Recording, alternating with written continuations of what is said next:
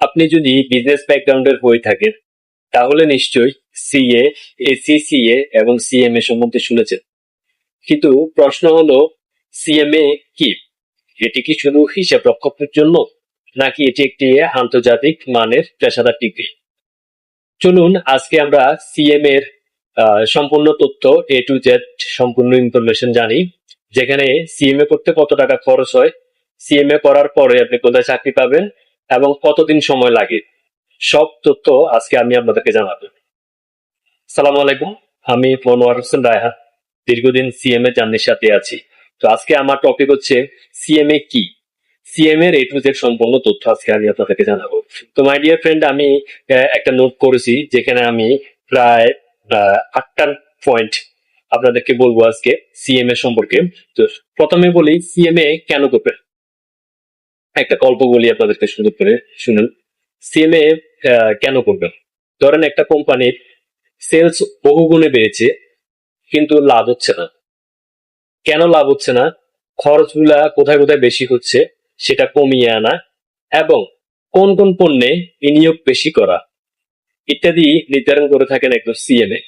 তো সিএমএ আপনি ঠিক এই জন্য করবেন, কস্ট নিয়ন্ত্রণ করে কিভাবে একটা প্রতিষ্ঠানকে প্রফিটেবল করা যায়। তো 2 নম্বর পয়েন্টে হচ্ছে সিএমএ তে কি কি শেখানো হয়। সিএমএ তে আপনি সাবজেক্ট 21টা, এবং সেখানে প্রত্যেকটা লেভেলে অনেকগুলো ট্রেনিং থাকে এবং সেমিনার থাকে। তো সেখান থেকে আপনি শিখবেন cost analysis, cost management, financial accounting, management accounting, এবং আদার্স রিলেটেড, যেমন সাপ্লাই চেইন ম্যানেজমেন্ট, আইসিটি, এবং বহু মাত্রিক আপনার বিজনেস ব্যাকগ্রাউন্ড রিলেটেড নলেজ গুলা। ট্রেনিং এ আপনি শিখবেন এর ব্যবহারিক কাজগুলা, কিভাবে কম্পিউটারে সেগুলো কাজ করানো যায়, এবং আদার্স যেসব অ্যাক্টিভিটিস থাকে সেগুলো।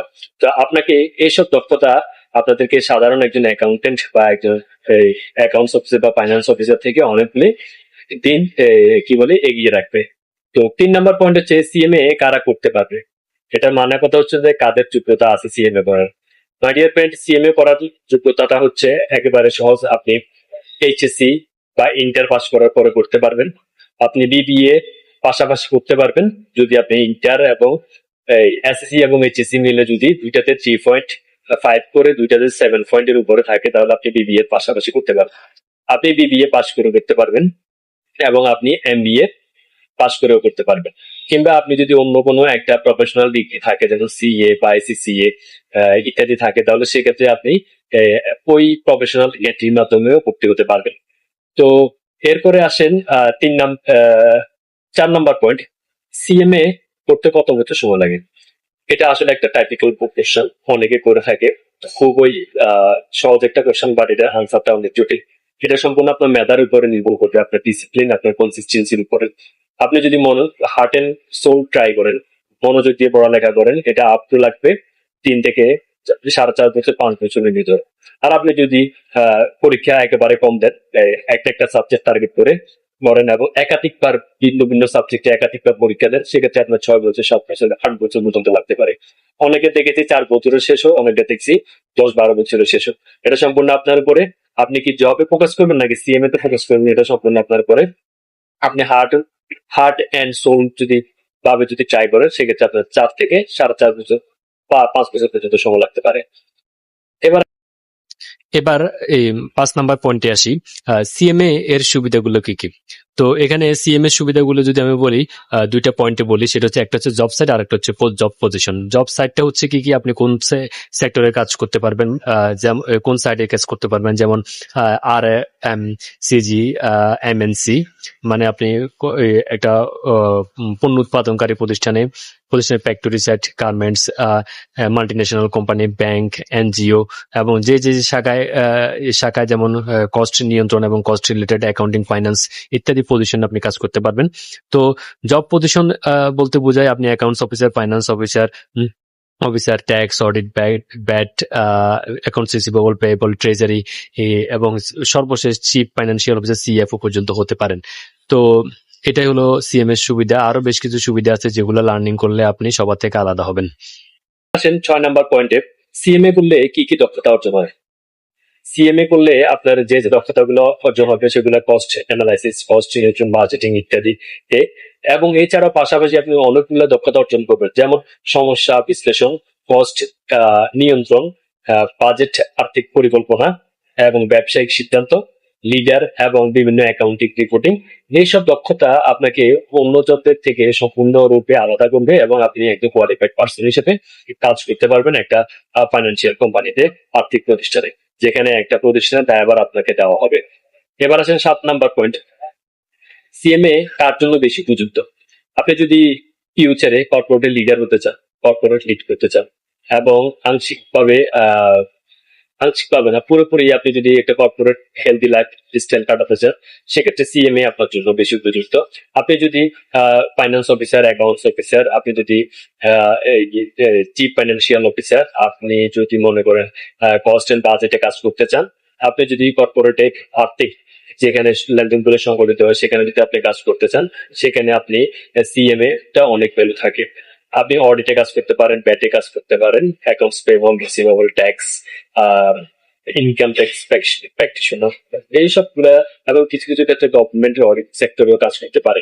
এই এই সকল কিছু মিলে যার জন্য মনে হবে সিএমএ উপযুক্ত, তার জন্য এই সিএমএ ক্যারিয়ারটা। এবার আসেন মাই ডিয়ার ফ্রেন্ড, সবচেয়ে গুরুত্বপূর্ণ যে টপিকটা সেটা হচ্ছে যে সিএম এর কি কি চ্যালেঞ্জ আছে। তো সিএম এর চ্যালেঞ্জ সবচেয়ে বেশি কঠিন যেটা, সেটা হচ্ছে গিয়ে কনসিস্টেন্সি। আপনি এই লাগাতারে কেমন ধীরে সুস্থে লেগে থেকে কত বছর সময় দিতে পারতেছেন, ডেলি একটু একটু করে ডিসিপ্লিনের মাধ্যমে আপনি এগিয়ে যাবেন আস্তে আস্তে করে। এই পরীক্ষার গুলা যেগুলো আছে সেগুলোর একটা স্টাডি প্ল্যান অনুযায়ী আপনি সেটা ধীরে ধীরে কমপ্লিট করবেন এবং এগিয়ে যাবেন। যতদিন আপনি লেগে থাকবেন তত দ্রুত আপনি পরীক্ষা পাশ করতে পারবেন। সিএমএ কোনো ম্যাথার খেলা না, সিএমএ একটা ম্যারাথন। এখানে আপনি যতদিন লেগে থাকবেন তত তাড়াতাড়ি আপনি শেষ করতে পারবেন। তো সিএমএ তে যারা আসছেন বা আসবেন, তারা ভেবে চিন্তে আসবেন, কারণ সিএমএ আপনাকে অনেক দূর জার্নি করতে হবে এবং অনেক ক্ষেত্রে দেখা যাবে অনেক এই যে একটা সাবজেক্ট একাধিকবার পরীক্ষা দেয়, সেক্ষেত্রে অনেকে ফেল করলে ছেড়ে দেয়, হাল ছেড়ে দিয়ে হতাশ হয়ে যায়। তো হতাশ হওয়া যাবে না, হাল ছাড়া যাবে না। আপনি লেগে থাকবেন, কনসিস্টেন্সি ভাবে একবার ফেল করলে আবার দিবেন, এরপর ফেল করলে আবার দিবেন, এভাবে করে পাস করবে। আমার জানাশোনা অনেকেই আছে এইভাবে করতেছে, তো এইভাবে তারা পাস করতেছে। তো এবার আসেন খরচ সম্বন্ধে। মাই ডিয়ার ফ্রেন্ডস, সিএমএ খরচ সম্বন্ধে আমার একটা ভিডিও আছে, আগে একটা ভিডিও আপলোড করে দিয়েছি, সেটার ডেসক্রিপশন আমি আপনাদেরকে আহ, আহ, দিয়ে দেবো লিঙ্কটা, সেটা দেখে নেবেন। এবার আসি সর্বশেষ যে পয়েন্টটা, সেটা হচ্ছে প্রফেশনাল কোয়ালিফিকেশন। কেমন, তো আপনি সিএমএ শেষ করার পরে আপনি প্রফেশনাল কোয়ালিফিকেশন অর্জন করবেন।